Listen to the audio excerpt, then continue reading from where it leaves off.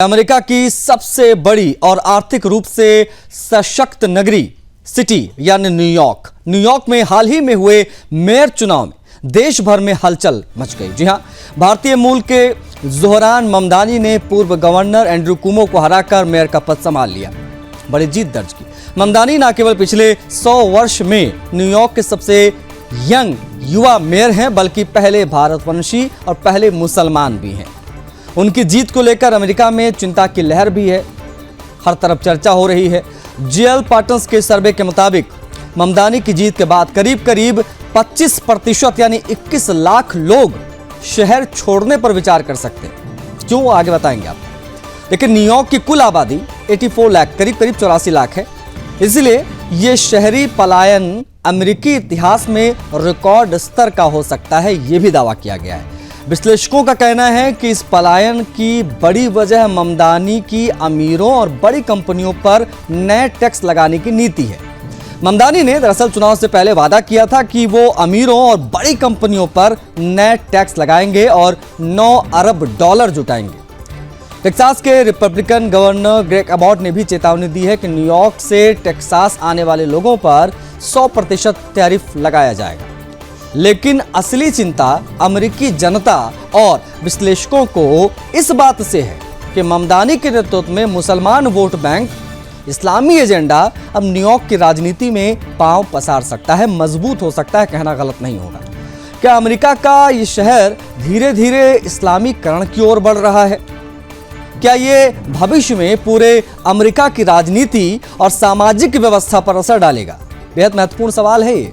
New York की गलियों और ऊंची इमारतों के बीच अब ये सवाल गरमाता जा रहा है, चर्चा का विषय बना हुआ है कि क्या अमेरिका में मुसलमानों का बोलबाला बढ़ने वाला है और क्या जोहरान ममदानी की नीति और विजन अमेरिका की पहचान बदल देगी? ये बेहद महत्वपूर्ण सवाल है जो हम रख रहे हैं आपके सामने। अमेरिका का इस्लामीकरण होने वाला है क्या? क्योंकि ममदानी की जीत अब बहुत कुछ बदलने जा रही है, विशेष तौर पर न्यूयॉर्क में। वो ममदानी जो चुनाव से पहले खुद को सेकुलर और तमाम बातें कर रहा था, चुनाव जीतने के बाद ही खुद को प्राउड मुस्लिम और तमाम तरीके के बयान जो उनके तरफ से आने लगे हैं। अब इसको किस प्रकार से देखा जाए वो हम समझने की कोशिश आज करेंगे। क्या ममदानी की जीत अमेरिका की डेमोग्राफी बदलेगा? क्या एक नई शुरुआत हो गई है? इसके बारे में बात बेहद महत्वपूर्ण है।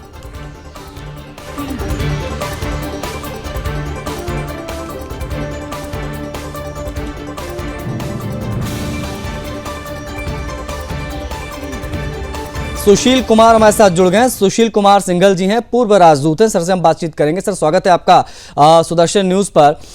ममदानी की जीत न्यूयॉर्क में हुई, उसकी चर्चा पूरी दुनिया में हो रही है।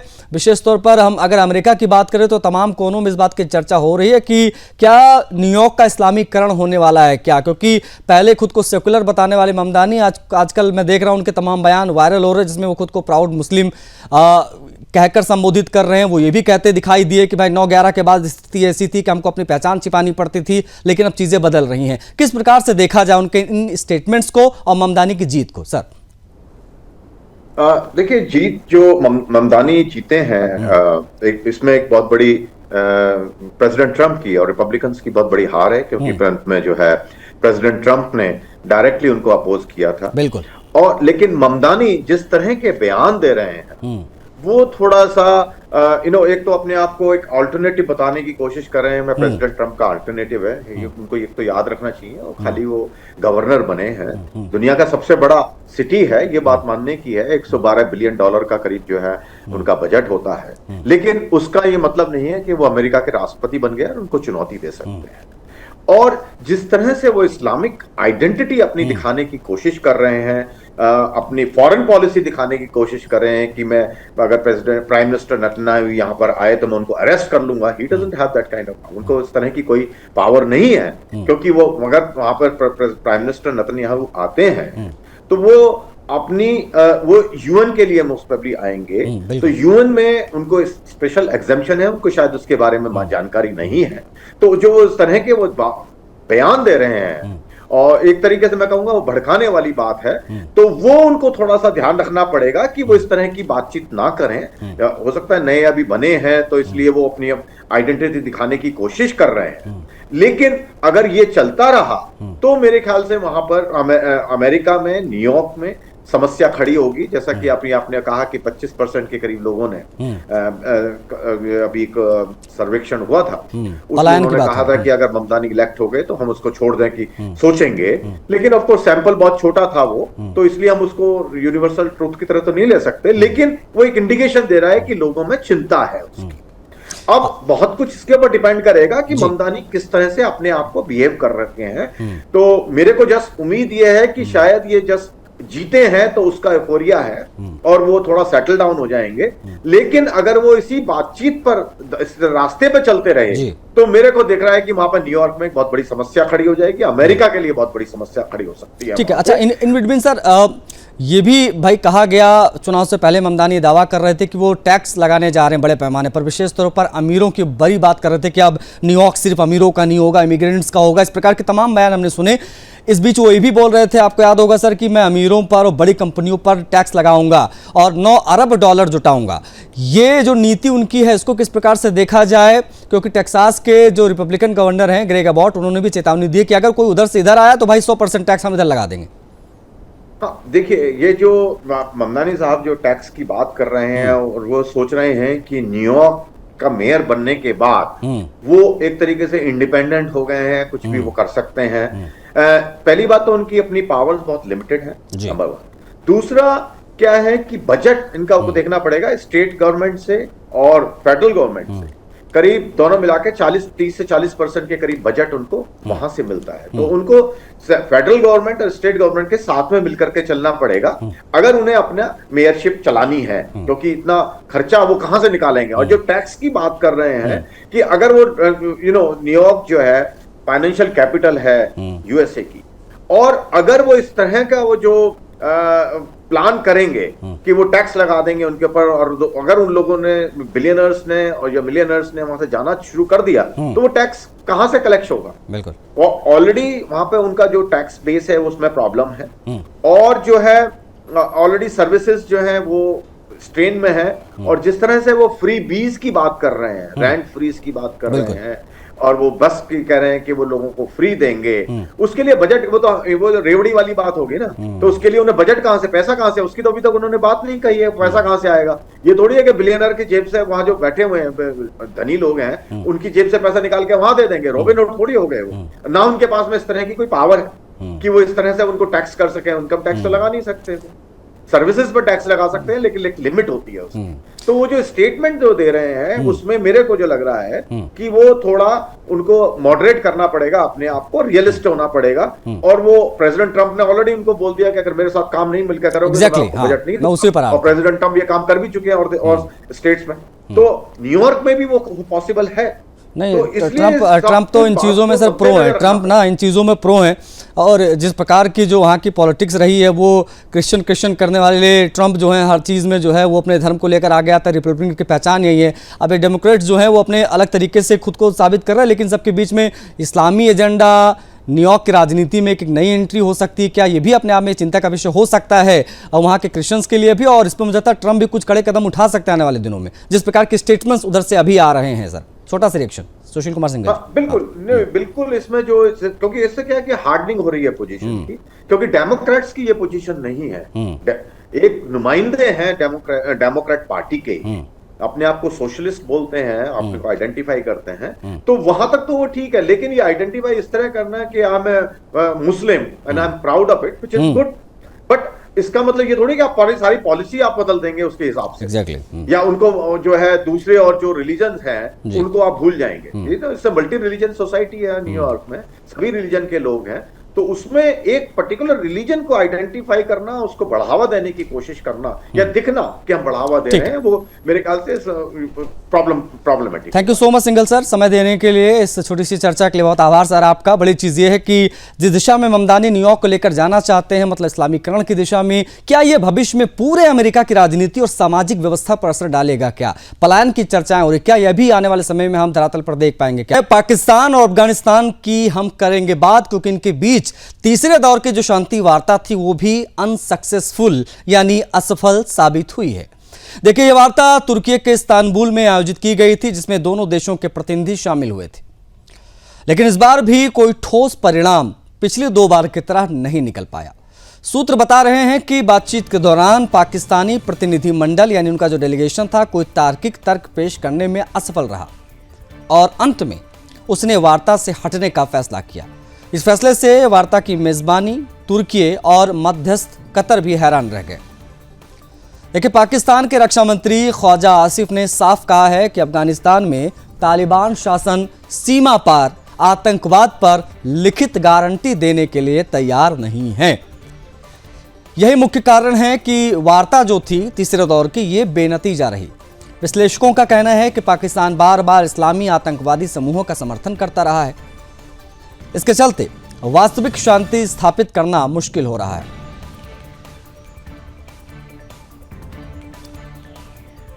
कमांडर भूषण दीवान जी हमारे साथ जुड़ गए हैं इसी खबर पर बेहतर चर्चा के लिए। रक्षा विशेषज्ञ हैं भूषण दीवान जी, बहुत स्वागत है सर। सबसे पहले तो आपका सुदर्शन न्यूज पर समय देने के लिए आपका आभार। ये अफगानिस्तान और पाकिस्तान के बीच जो कुछ भी चल रहा है सर, ये इसकी तीसरे दौर की वार्ता थी तुर्की में, वो भी अनसक्सेसफुल रही। इसकी वजह आपको क्या लग रही है? इसकी वजह मुझे एक ही लग रही है आशीष जी, पाकिस्तान संधि चाहता नहीं, पाकिस्तान युद्ध विराम चाहता नहीं। अगर पाकिस्तान में युद्ध विराम हो जाए तो जो पाकिस्तानी जनरल्स पैसा कमा रहे हैं, फौज जो जेब भर रही डॉलरों से, वो उनका बंद हो जाएगा। इसलिए वो चाहते नहीं। और दूसरी बात, इसी बहाने उनको एड मिलता रहेगा, इसी बहाने वो बागराम एयरबेस पे भी प्रेशर बनाने के लिए रेडी रह सकते हैं, मदद कर सकते हैं अमेरिका की। पाकिस्तान संधि चाहता नहीं और इसलिए ये हो रहा है मेरी समझ में, और कोई तरीका नहीं। और सेकेंडली, ये पाकिस्तान भारत को, जो भारत कहता है देखिए भाई क्रॉस बॉर्डर टेररिज्म होता है, इंडिया के प्रति आप लोग करते हैं, गारंटी तो नहीं होगा। हाँ। वो तो देने को तैयार नहीं। और वही बात, बिल्कुल वही बात वो तालिबान अफगान गवर्नमेंट से मांग रहे हैं। हाँ। कैसा है भाई? इधर तो नहीं। ख्वाजा आसिफ तो ये कह रहे हैं सर, ख्वाजा आसिफ कह रहे हैं कि तालिबान शासन सीमा पार जो क्रॉस बॉर्डर टेररिज्म है उस पर लिखित गारंटी दे। पहले खुद तो दो आप लिखित गारंटी दूसरे देशों को, जिनको आपने तबाह कर रखा कितने वर्षों से इन आतंकवादियों ने। चित भी मेरी, पट भी मेरी। हाँ। इधर कोई और, इधर बात, उधर कोई और, दो मुंही बात तो चलती नहीं। इसका मतलब साफ जाहिर है कि ये साफ जाहिर है कि वो संधि और युद्ध विराम चाहते नहीं भाई, और कोई तरीका नहीं है। और आशीष जी, मैं जो ममदानी जी के जो टॉपिक है, अगर आपको टाइम मिले 2-3 पॉइंट में रखना चाहूंगा। हाँ, आप सुदर्शन न्यूज। हाँ। मैं ये कहना चाह रहा हूं, क्या इस्लामिक कट्टरवाद अमेरिका में पनपेगा? ये ममदानी की जीत से मेरी समझ में जाहिर नहीं होता है। कारण ये है, ममदानी की जीत क्यों हुई है? जो पुराने मेयर, जो पुराने एंट्री जो अपोजिट खड़े हुए थे डेमोक्रेट के, उनको तो डेमोक्रेट पार्टी ने सपोर्ट किया नहीं, ममदानी ने सपोर्ट किया खड़ा होने के लिए। प्राइमरी कहा जाता है, प्राइमरी के अंदर ममदानी को डेमोक्रेट ने सपोर्ट किया। और जो एंड्रयू थे, जो गवर्नर जो थे, उनको उन्होंने दिया नहीं। उन्होंने क्या किया, एंड्रयू ने, उन्होंने क्या किया, उन्होंने ज्यूज को और ज्यूज को इकट्ठा किया और ऑर्थोडॉक्स क्रिश्चियन को इकट्ठा किया। 41% वोट मिला है उनको। किनको? अपोजिशन वाले को, जो इंडिपेंडेंट खड़े हुए हैं। अपोजिशन नहीं, इंडिपेंडेंट। वोट बट गया। इंडिया में भी होता है, वोट बट जाता है। वोट बटने से इनको, ममदानी को 50% ज्यादा मिला है। अच्छा, पूरी आबादी जो है 90 लाख है लगभग, किसकी, न्यूयॉर्क में कुल आबादी। हाँ। उसमें 9-9.25 लाख तो ज्यूज है, क्योंकि इजराइल डोमिनेटेड शहर है वो, और उसके अंदर 8-8.5 लाख मुसलमान है। तो ये नहीं है कि एकदम ये आगे आ गए हैं। आगे मतलब तीर तुक्का चल गया है। क्यों चला है? क्योंकि वोट कट गए। अगर वही वोट काटने वाले खड़े ना होते, एंड्रयू, जिनको डेमोक्रेट ने खड़े नहीं होने दिया, और डेमोक्रेट किनको खड़ा किया? ममदानी को। अगर एंड्रयू खड़े नहीं होते तो ये ममदानी जीत नहीं पाते। ये प्रॉब्लम, ये समझने की बात। इसलिए ये हर जगह नहीं है, खाली न्यूयॉर्क और इलिनॉइस, दो ऐसी स्टेट्स हैं जहां 4-5% जो पॉपुलेशन है मुस्लिम है। पर ये 4-5% बहुत है। ये 23 पूरी भारत, पूरे अमेरिका की जो मुस्लिम आबादी है, वो 23% तो यही है, न्यूयॉर्क के अंदर है। क्यों? ये कम से कम 25 मिलियन है मुसलमान अमेरिका में। तो 25 मिलियन का कुछ आप समझ लें, मतलब 23% तो ये जो 25 मिलियन का मतलब 8 लाख है, 8 लाख 25 मिलियन नहीं, 8 लाख है, 25 लाख है। तो 25 लाख 8 लाख जो है 1/3, तो अराउंड 25-30% जो है वो अमेरिका की जो पूरी आबादी मुस्लिम की है वो न्यूयॉर्क में फोकस है। और ऐसे ही इलिनॉइस में भी काफी है। तो ये पूरी चीज में पूरी अमेरिका में ऐसा हो जाए, ऐसा नहीं हो। अच्छा सर, अगर हम नहीं, बिल्कुल सर, ये बिल्कुल जाहिर तौर पर आपने जिस ओर ये ध्यान हमारा अग्रसर किया वो वाकई में बेहद जो महत्वपूर्ण टॉपिक है। लेकिन जिस विषय पर हम बात कर रहे थे सर, पाकिस्तान अफगानिस्तान तालिबान का, उसमें कुछ आपको आपके अनुभव के आधार पर, चूंकि आपने तमाम युद्ध देखे हैं, तमाम चीज़ें आपने दो देशों के बीच देखी हैं सर, तो आप बेहतर बता पाएंगे तमाम दर्शकों को, क्या कोई स्थायी शांति दिखाई दे रही है आपको, स्थायी समाधान इस पूरे मामले का? क्योंकि आतंकवाद पर नियंत्रण के बिना ये सब संभव है नहीं दोनों तरफ से। इसका इलाज नहीं देख पा रहा हूं। कारण क्या है? कारण तो एक ही बात है कि पाकिस्तान तो एक मतलब टेररिज्म की फैक्ट्री है। अब जो काम आज तक आप करते आए हैं, जिस सांप को आप पालते आए हैं वही सांप आपको काट रहे हैं अभी, तो कैसे होगा? वो तो चुप हो नहीं सकते, क्योंकि वो तो जो आपने पाले हैं उनको अभी आप बदल गए हैं। अभी भिंद्रावाला खड़ा किया था, मैं जानना नहीं चाहता हूं किसने खड़ा किया, अकाली दल का लाइन छोटी करने में खड़ा किया, वही भिंद्रावाला जी। एक चीज ये भी है कि शहबाज शरीफ की शर्त थोड़ा ना मानेगा तालिबान, भाई उनकी अपनी चीजें हैं, आप लिखित मांग रहे हो, आप पहले खुद दूसरों को लिखित दो, इस प्रकार की चीजें नहीं चलने वाली। एनीवे सर, आपने समय दिया, आभार आपका तमाम बातचीत के दोनों विषयों पर। कानपुर के दादरनगर में गोल्डी उद्योग समूह ने अपने वार्षिक कार्यक्रम रिश्ते प्यार के पीढ़ियों से का भव्य आयोजन किया, जिसमें उपभोक्ताओं और वितरकों ने बढ़ चढ़कर हिस्सा लिया। कार्यक्रम का शुभारंभ मुख्य अतिथि माननीय वीरेंद्र पांड्यान, IAS DGM कानपुर, और विशिष्ट अतिथि विजय Kapoor, chairman Dadra Nagar cooperative state ने दीप प्रज्वलित करके किया। वीरेंद्र पांड्यान ने गोल्डी उद्योग समूह की सराहना करते हुए बताया कि गोल्डी ने न केवल उत्तर भारत में बल्कि देश के अन्य प्रांतों में भी अपने उत्पादों को स्थापित कर एक सक्षम ब्रांड की पहचान बना ली है। वहीं विजय कपूर ने कार्यक्रम की खासियत बताते हुए कहा कि लकी ड्रॉ और पुरस्कार वितरण के माध्यम से कंपनी ने 20 राज्यों में अपने वितरकों और उपभोक्ताओं को लाखों रुपए के पुरस्कार वितरित किए हैं। इसमें car, fridge, TV, washing machine और माइक्रोवेव ओवन जैसे मूल्यवान पुरस्कार भी शामिल थे। डिप्टी जनरल मैनेजर ध्रुव फुले ने बताया कि गोल्डी उद्योग समूह हमेशा गुणवत्ता और विशुद्धता पर विश्वास करता है। समूह द्वारा अनुसंधान और प्रायोगिक कार्यशालाओं में तैयार मसाले विशेषज्ञों द्वारा प्रमाणित किए गए हैं। निदेशक आकाश गोस्वामी ने बताया कि कंपनी शीघ्र ही अपनी नई इकाई से उत्पादन क्षमता को 4 गुना बढ़ाने जा रही है।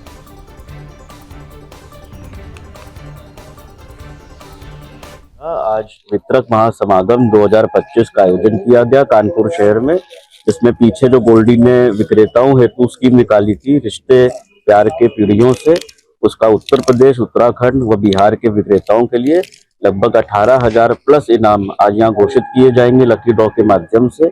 उसमें car, motorcycle, washing machine, steel थाल सेट और अन्य इनाम भी हैं।